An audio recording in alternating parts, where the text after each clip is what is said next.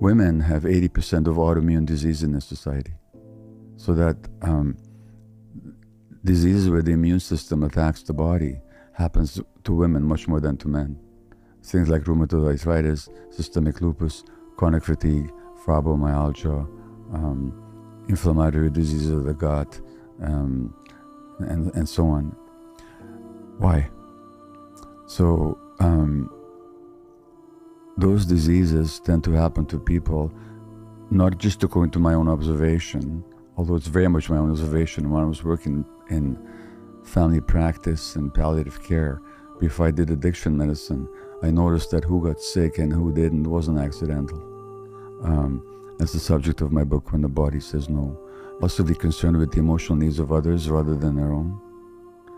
Identified with duty, role, and responsibility, so their work in the world rather than their own true selves. They tended to suppress healthy anger, so they tend to be very, very nice and peacemakers.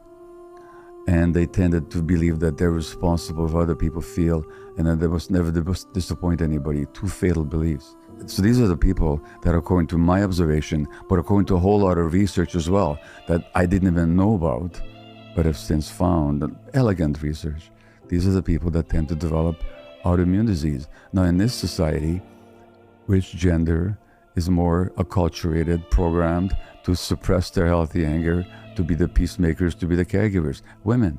This is a function of a reality that a lot of people deny, but it's a patriarchal society, which we can talk about, but it's not a conspiracy. It's just how it works. So me in my marriage expect my wife to absorb my stresses. And if I'm unhappy, guess who I blame? And who do I take it out on? So she would experience somebody who's can be hostile for no reason and blaming, and she has to walk around eggshells. Now, thank God she's not the type to do that for too long, and at some point she'll call my bluff, and then I either wake up or she says, thank you very much, but enough of this, you know.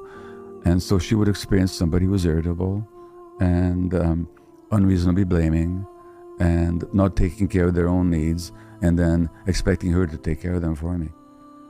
And we both had to grow up.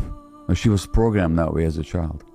Her parents had a lot of problems, and she became the peacemaker and a caregiver emotionally.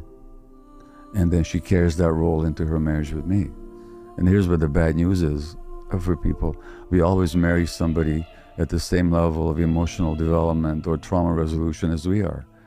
So when we met, we were two traumatized people, not even realizing it.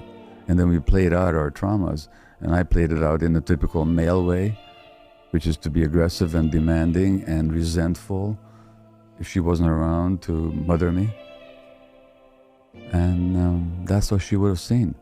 And this dynamic can still arise, except when it does, she puts a stop to it right away. And I have the grace and the wisdom by now to understand, yeah, I'm doing it again. In fact, I haven't done it since then.